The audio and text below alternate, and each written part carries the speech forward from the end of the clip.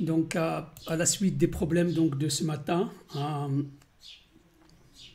j'ai décidé donc de vous faire une vidéo. J'espère qu'elle sera un peu de meilleure qualité par rapport à ce que vous obtenez à partir de Teams. Donc, dans cette partie-là, on va parler de la croissance bactérienne. Alors, la croissance bactérienne, ça réfère essentiellement à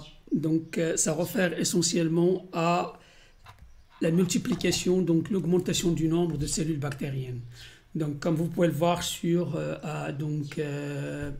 les quelques photos là que j'ai tirées d'une vidéo que vous pouvez trouver sur YouTube et qui vous donne en fait la multiplication en temps réel, si vous voulez, donc à partir d'une cellule. Donc, vous pouvez voir que en fait la multiplication elle s'opère essentiellement par une augmentation du nombre.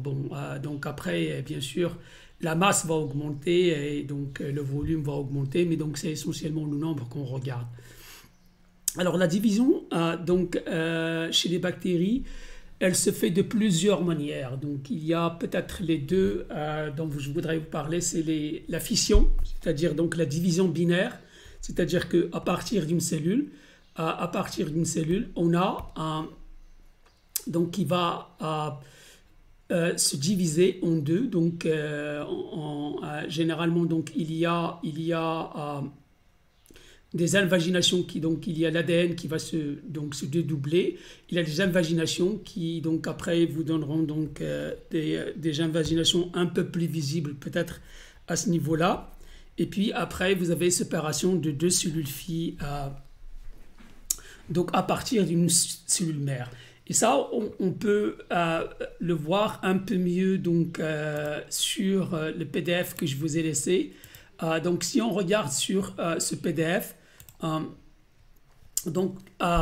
ça donne un peu les étapes de la multiplication, essentiellement de la division binaire. Vous avez donc une cellule. C'est important de reconnaître un peu quelques structures dans ces cellules. Bon, d'abord, la paroi, c'est ce qui est donc en marron un peu, donc brun marron. Et puis, vous avez la membrane cytoplasmique qui est en quelque sorte donc un gris bleu. Et puis, après, en vert, vous avez l'ADN, le chromosome, ou le nucléoïde si vous voulez. Et puis après, vous avez deux types de protéines qui sont donc des protéines qu'on appelle les protéines MIN. Et qui, en fait, ce sont des protéines qui vibrent. Donc, en quelque sorte, on a un ressort. Donc, ça vibre un petit peu. Alors, vous allez vous poser la question, pourquoi ça vibre comme ça? En fait, ça vibre parce que ça va empêcher, donc on va voir après, donc qu'il y a un noyau qui va se former. Donc, et ce noyau, cet anneau, pardon, donc qui va se former. C'est ça qui va permettre donc l'invagination et puis la division cellulaire. Donc voilà une cellule, vous allez avoir donc le dédoublement, vous pouvez voir que donc la masse ici du chromosome a augmenté. Vous pouvez voir qu'ici donc on a pratiquement deux chromosomes qui sont en train de se séparer. Et en fait ces protéines empêchent cet anneau jaune que vous voyez qui est donc l'anneau des protéines FTS, on les appelle ça, les protéines FTS, et ces protéines FTS, ce sont elles qui sont responsables de l'initiation de la séparation membranaire, donc de la séparation au niveau des membranes à ce niveau-là.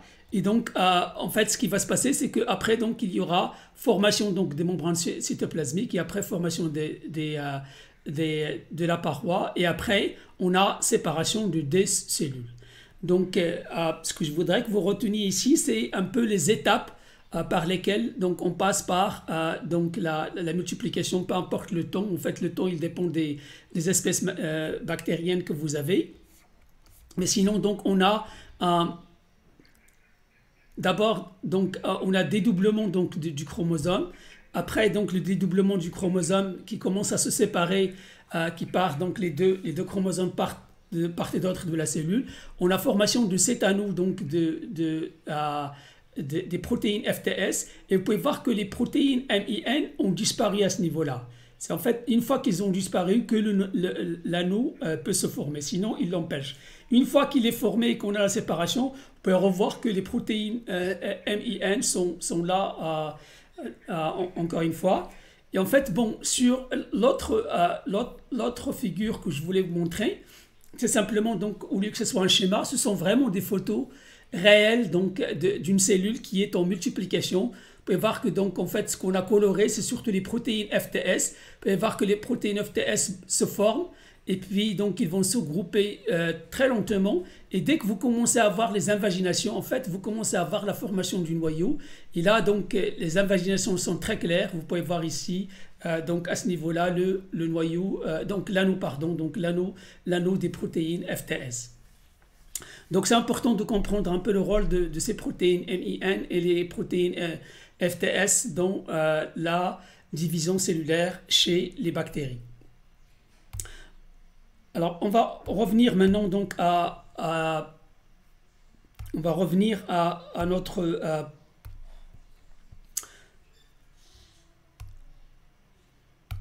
on va donc revenir à cette description. Donc ça décrit un petit peu la division binaire. Ici, donc on a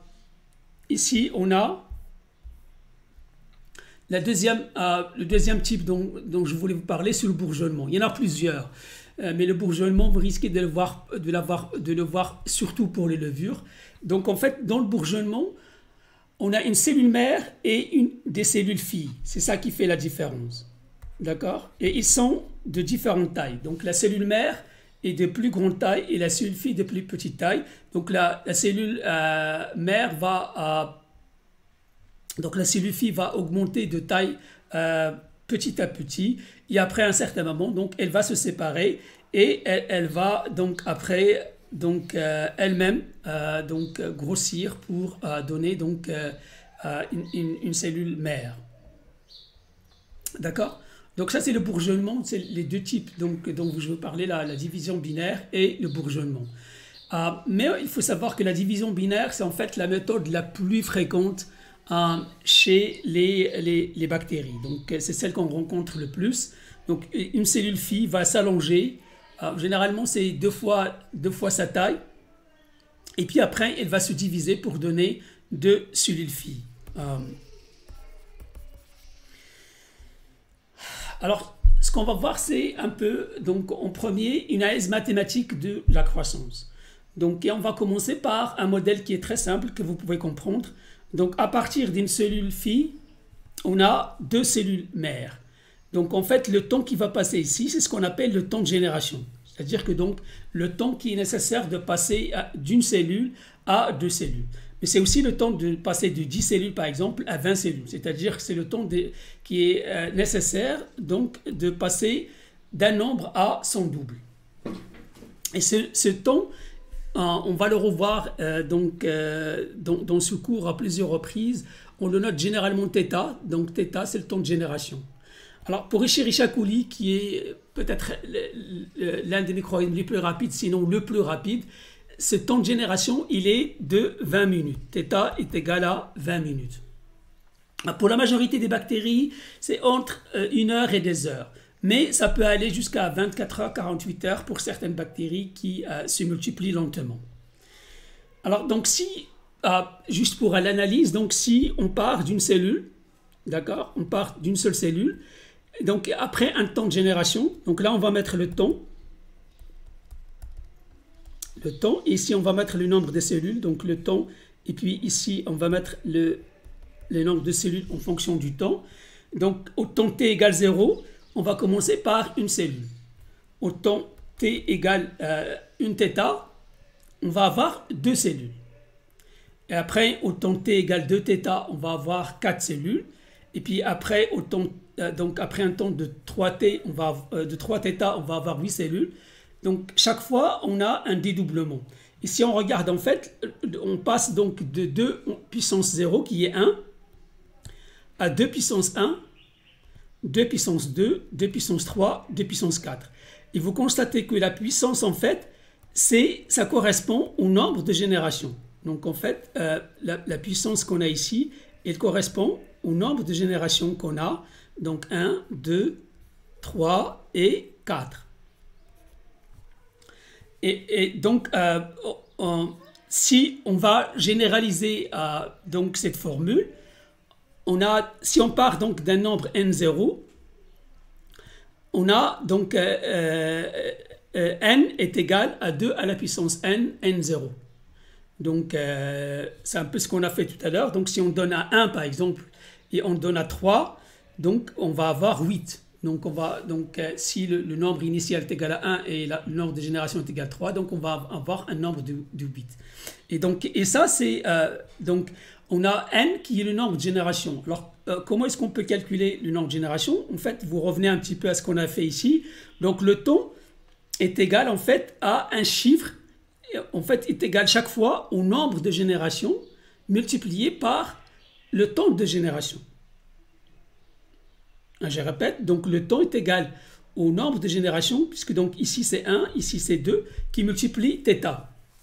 Et donc le nombre de générations est égal, donc je viens de dire que donc le temps, donc le temps, si vous regardez, donc le temps est égal à 1 θ ici, est égal à 2 θ, c'est en fait le temps est égal à n qui multiplie θ, ce qui fait que donc n est égal au temps divisé par donc θ qui est le temps de génération.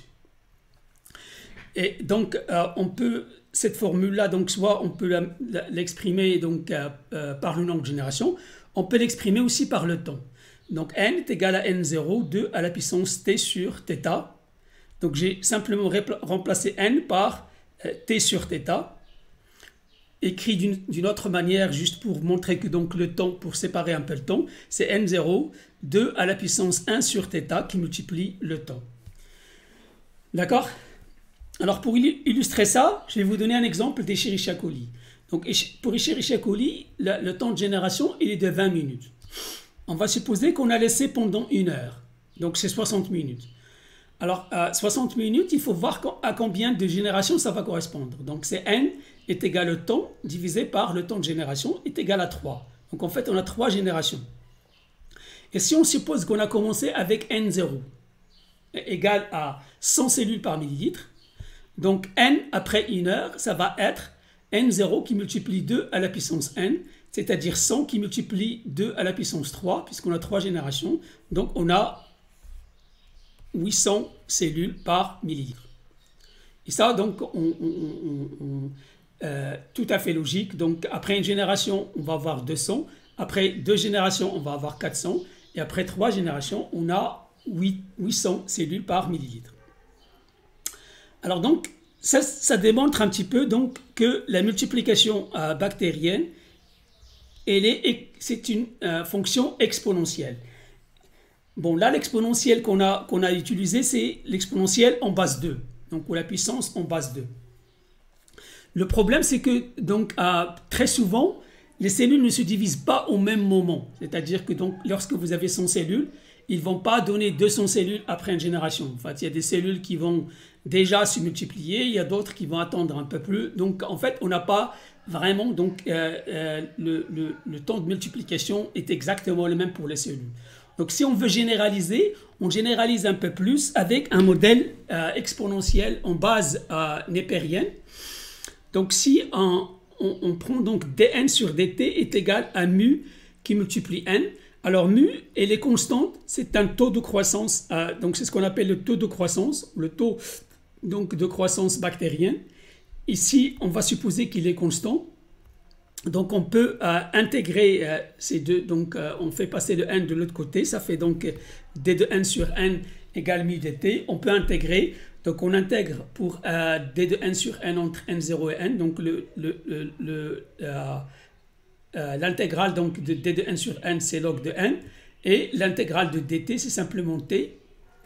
Donc, c'est ce qui va donner log de n0, de n sur n0 est égal à donc mu t, ou bien n égale n0 exponentielle mu t. Et ça ressemble à l'équation qu'on avait tout à l'heure, mais simplement cette fois-ci, au lieu que ça soit donc Au lieu que ce soit exprimé en fonction de 2, c'est exprimé en fonction de l'exponentielle. Mais sinon, ça ressemble beaucoup à cette équation.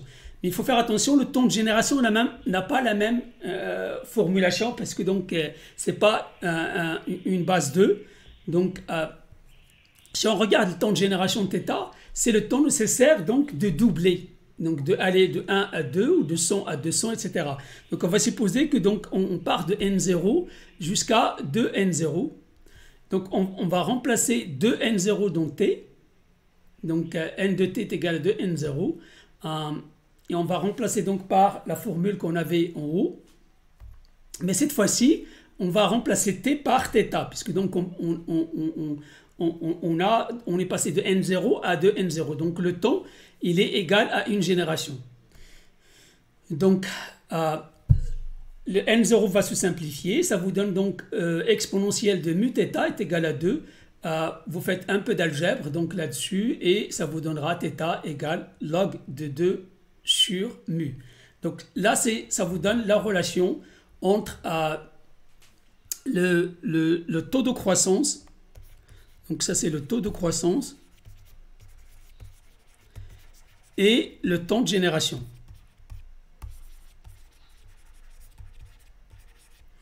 Le temps de génération.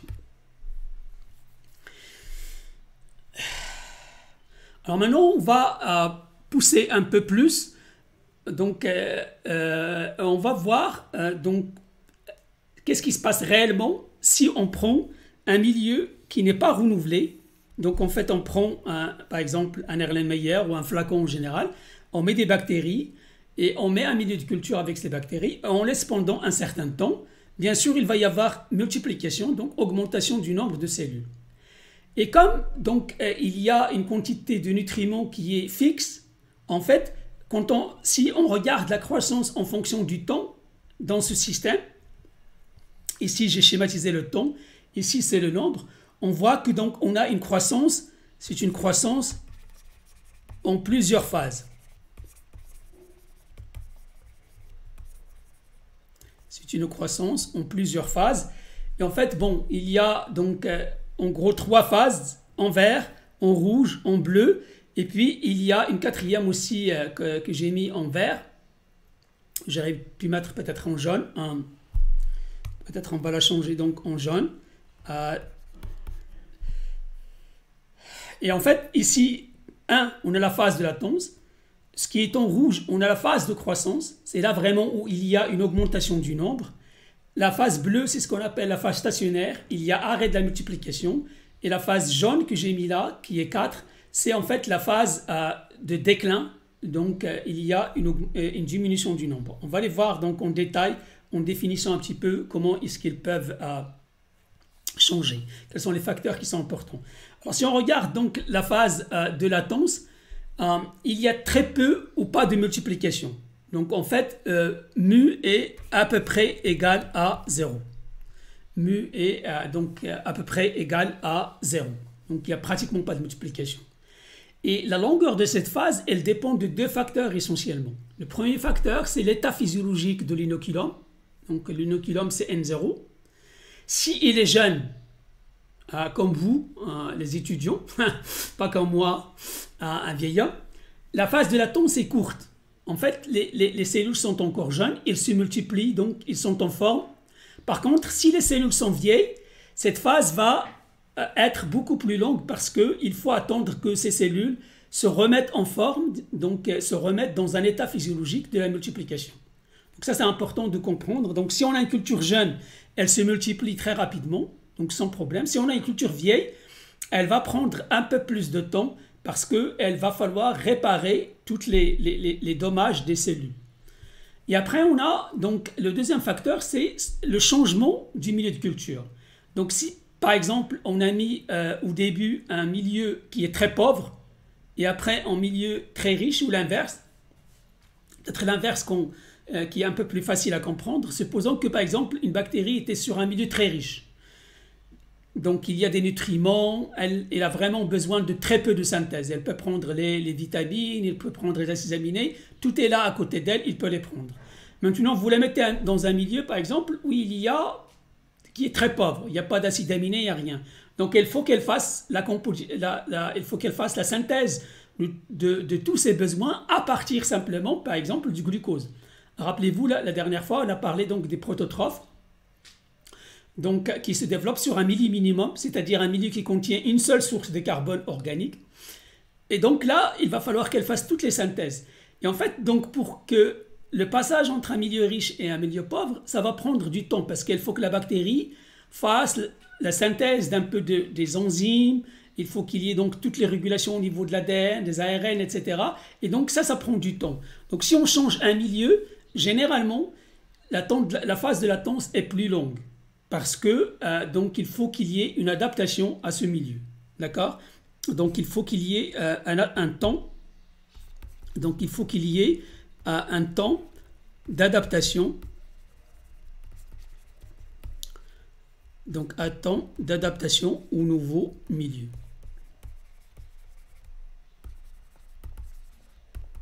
Milieu de culture. Alors, après donc, la phase de latence, il y a la phase de croissance qu'on peut diviser. Donc, c'est la phase réelle où il y a de la multiplication. Donc, généralement, il va commencer par une accélération. Donc, en fait, on a vu que mu dans la phase de latence était pratiquement 0. Là, elle va commencer à augmenter. Et puis, elle va devenir maximale et il va rester constante au niveau de la phase exponentielle, de croissance exponentielle.